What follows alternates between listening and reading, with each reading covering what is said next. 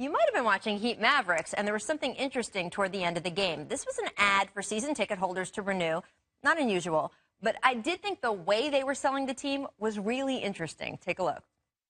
I think the most important thing that you all have invested in here is the word culture. A culture is an organization that is characterized by shared values. When the players come here, they come to win. So, first of all, we've learned I watch too much TV at night. But also, here's a team that really probably should have tanked this season, right? Especially after the way that they started. Now they're a game and a half out of the 8th spot in the East, but they're not a sure thing. George, you were a broadcaster with this team. You know the culture inside and out. Does it resonate with you to hear this from Pat Riley, and is it the smart way to go? It certainly resonates, I think. And look, they've built a team that over the last decade has won 3 championships and has been to 5 finals. So they are an attractive destination. Hell, they were even an attractive destination before they had won championships, just because it's Miami, right? Like, let's start there. Spoken like a Miami. Right, yeah. So, but I don't think it's the right direction for the franchise because you need stars to win in this league, Stack, and they don't have that. I will say this. It shows how great a coach Eric Spoelstra is. I know a lot of people overlook that. Spo is a top 5 coach in this league, and he's proving it right now as they've won 16 out of their last 19. But they need a star to win a championship again, and that's what Pat Riley's all about. No question. They definitely need a star, but like I said, you got to give the coach props.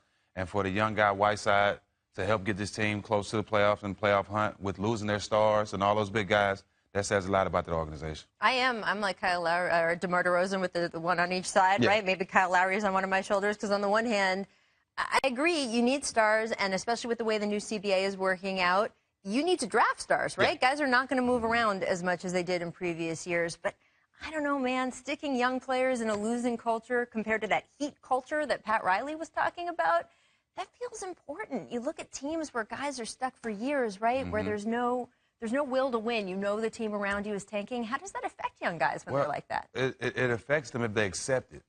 Okay. You know, you can't accept losing. And, you know, playing for Miami Heat, you know Pat Riley's not going to accept losing. Spoelstra's not going to accept losing.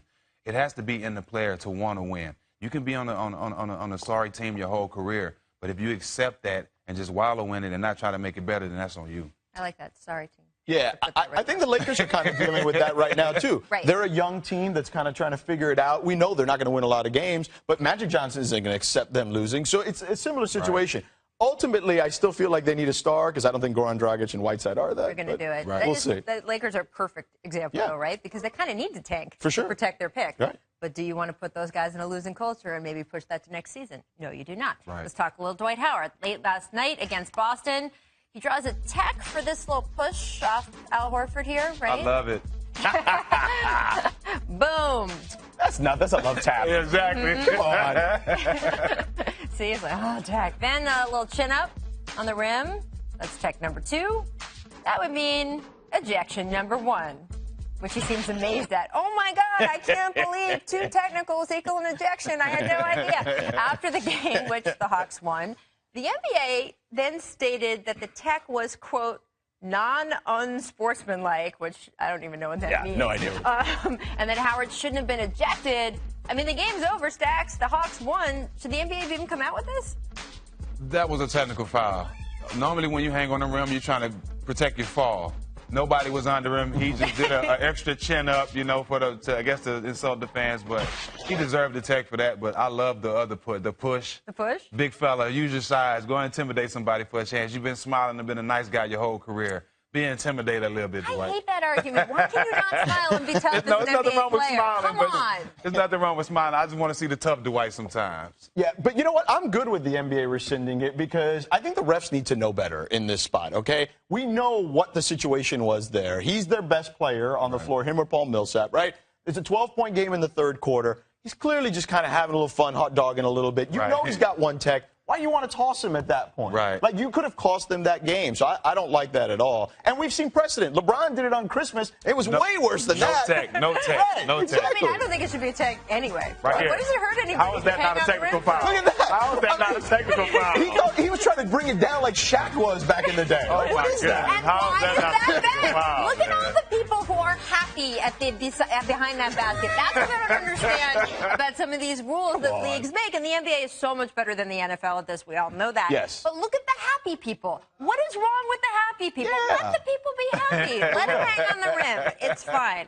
No. All right, we're going to take a quick break, but a lot more coming up on The Jump, including whether it is smart for Kings GM Vlade Divac to put a 2-year limit on himself for his own moves. Good Lord. I don't know why they keep doing this. But first, Kevin Hart talking a little trash to Steph Curry and the Warriors last night.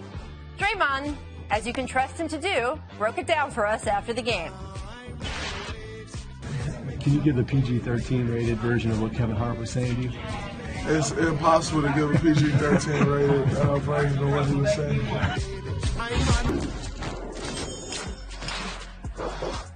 They're kicking in the door, but they shocked on what I'm telling them.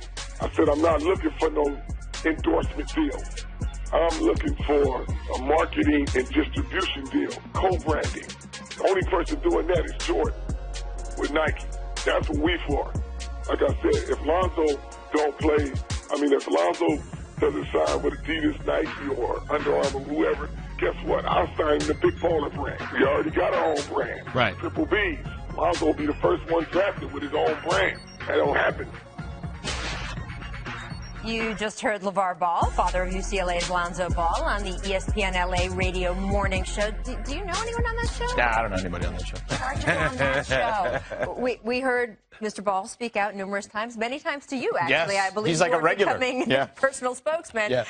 We, of course, heard him say that Lonzo will be a better version of Steph Curry, which some people might think put a little bit of pressure on his son. Does he really believe? You're talking to him. Does he really believe all this? 100% he believes it. And I love the hustle. Don't get me wrong. I love that he's thinking outside the box and all that stuff. But I think that there are a number of things he's being slightly naive about, right? Like, first of all, the co-branding stuff. I mean, that's possible. Right. But his kid is really good. I don't know if he's LeBron good where he's going to get a co-brand. Right. So basically, he said that he is better than Steph Curry on the court and that he's going to be bigger than Michael Jordan off it. Like, that's kind of the pressure that he's put on him. And look, when it comes to stage parents, there's two versions. You could be Richard Williams, which we saw how that turned out. Right. Things turned out well. Or you could be Marvin Marinovich. Yep. And that didn't work out so well. So well. And look, I respect him. I appreciate him. I love that he comes on the radio show. But I'm a little worried about his just kind of how naive he can be about some of this stuff. I agree with you. Like, we applaud him for being a great father and wanting what's best for your kids. But you don't want to put that pressure on him. You're saying some big names.